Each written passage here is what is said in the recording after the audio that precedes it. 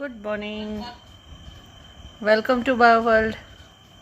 આજે આપણે પુષ્પના એક અગત્યના ચક્ર સ્ત્રીકેસર ચક્રની વાત કરીશું. આપણને ખબર છે કે સ્ત્રીકેસર ચક્ર એ માદા પ્રજનન અંગ છે, જેમાં સ્ત્રીકેસર આવેલું હોય તેને માદા પુષ્પ કહેવાય. હવે જ્યારે સ્ત્રીકેસરની વાત કરીએ તો સ્ત્રીકેસરની રચનામાં મુખ્યત્વે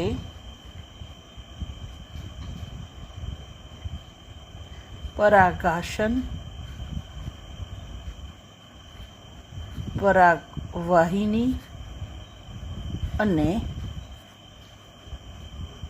બીજાશય આવેલું હોય છે. ચલો જોઈ લઈએ સ્ત્રીકેસરની રચના. આ પહોળું જે છે એ પરાગાસન, આ નલિકા જે છે ધેટ ઇઝ પરાગવાહિની, અને આ ફૂલેલો ભાગ ધેટ ઇઝ બીજાશય. બીજાશયની રચનામાં ગાદી જેવી રચના જેવા જરાયુ દ્વારા એની સાથે જોડાય છે બીજાંડ અથવા અંડક. તો આ છે બીજાંડ અથવા જેને કહીશું અંડક.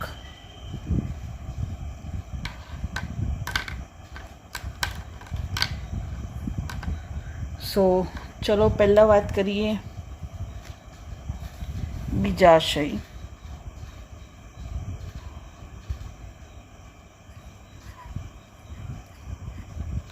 તો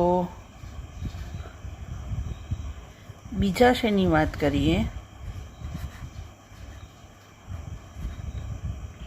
તો સ્ત્રીકેસરના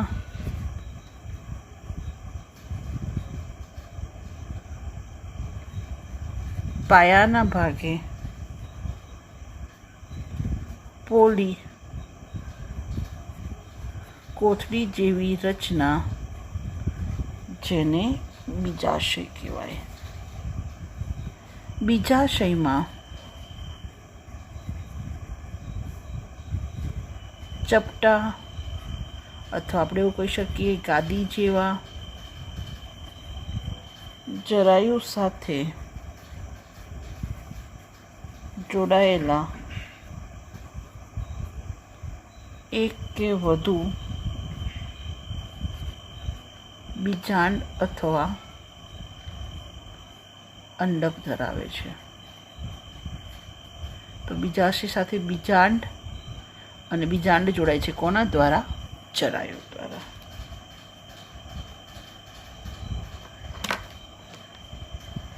સેકન્ડ વાત આવે છે પરાગવાહિની.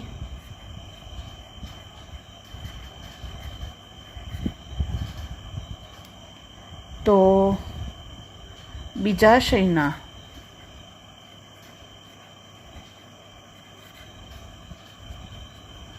ટોચના ભાગે લંબાયેલી નલિકાકાર રચના જેને પરાગવાહિની કહેવાય. એકચ્યુઅલી પરાગ નલિકાનું વહન અહીં રહીને થાય છે, એટલા માટે એને પરાગવાહિની કહેવાય. પરાગ નલિકા શામાંથી વિકસે? પરાગરજમાંથી. ઓકે. અને નેક્સ્ટ પરાગાસન. તો પરાગવાહિનીના ટોચના ભાગને પરાગાસન કહેવાય. ટોચના ભાગને શું કહેવાય? પરાગાસન. અને પરાગાસન એની સપાટી પરાગરજ માટે ગ્રહણશીલ હોય છે. ઓકે, તો પરાગાશયની સપાટી પરાગરજ માટે કેવી હોય છે? ગ્રહણશીલ હોય છે. સો આ થઈ સ્ત્રીકેસરની રચના. હવે આ જે સ્ત્રીકેસર છે એના પ્રકાર અલગ અલગ રીતે પડે. જેમ કે પહેલો પ્રકાર છે એક સ્ત્રીકેસરી. તો જો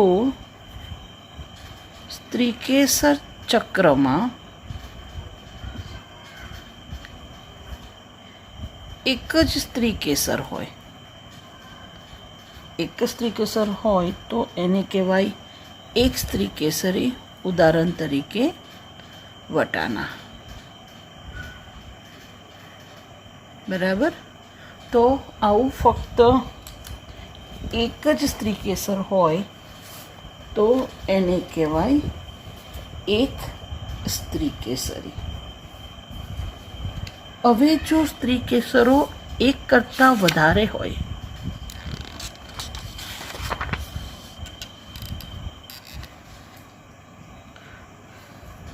તો એને કહેવાય બહુ સ્ત્રીકેસરી. જેમાં સ્ત્રીકેસર વધુ હોય તો એને કહેવાય બહુ સ્ત્રીકેસરી. હવે આ જે બહુ સ્ત્રીકેસરી છે એના બે પ્રકાર: મુક્ત બહુસ્ત્રીકેસરી અને યુક્ત બહુસ્ત્રીકેસરી. મુક્ત બહુસ્ત્રીકેસરી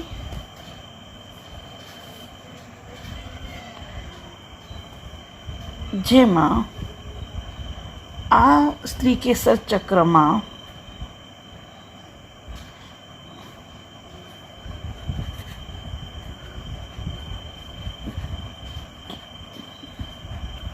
જો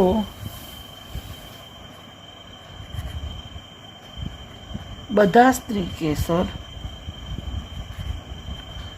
એકબીજાથી મુક્ત રહે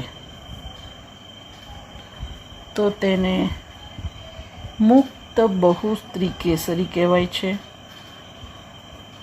ઓકે, જેને ઇંગ્લિશમાં એપોકાર્પસ કહેવાય. અને એના ઉદાહરણમાં આવશે ગુલાબ, કમળ. સો મુક્ત બહુસ્ત્રીકેસરી જેમાં ગુલાબ અને કમળ આવશે. જેમ કે તમે ગુલાબમાં જોયું છે કે બધા સ્ત્રીકેસર બધા બહુ જ છે, પણ બધા કેવા હોય? એકબીજાથી અલગ અલગ હોય. તો એને કહેવાય મુક્ત બહુસ્ત્રીકેસરી. હવે જો સ્ત્રીકેસર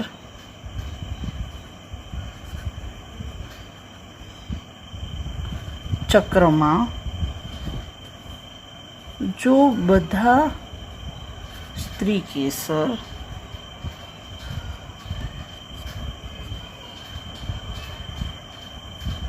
એકબીજા સાથે જોડાયેલા હોય તો તેને યુક્ત બહુસ્ત્રીકેસરી કહેવાય, જેને ઇંગ્લિશમાં સીનકાર્પસ કહેવાય. ઉદાહરણ ધતુરો, જાસૂદ. આ ઉપરાંત રાઈ, ટામેટા, જેમાં સ્ત્રીકેસર જોડાય છે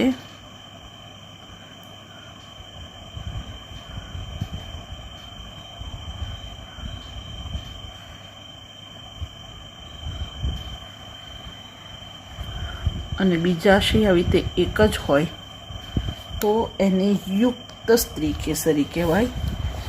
યુક્ત અથવા તમે એને જોડાયેલા પણ કહી શકો છો. જેમ કે આપણે જુઓ, આ પુષ્પ, આ ધતુરો છે, આ જાસૂદ છે. તમે જાસૂદના ફૂલનું ડિસેક્શન કરશો તો જુઓ, મેં સૌથી પહેલાં દલપત્રો છૂટા કર્યા,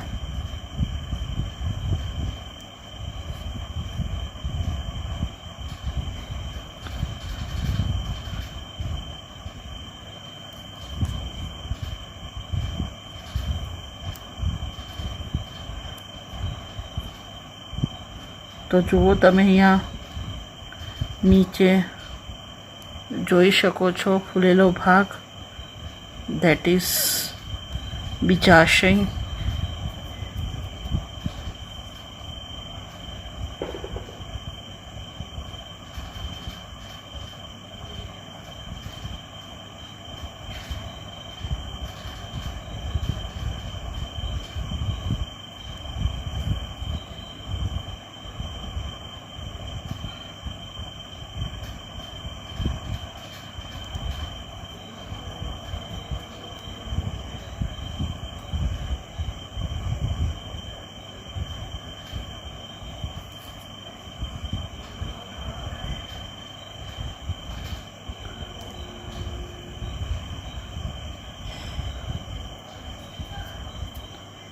તો જુઓ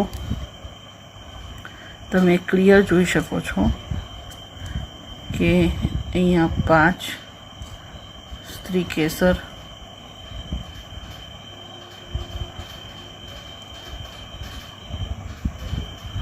ઓકે. તો જુઓ 5 સ્ત્રી કેસર દેખી શકો છો ક્લિયરલી.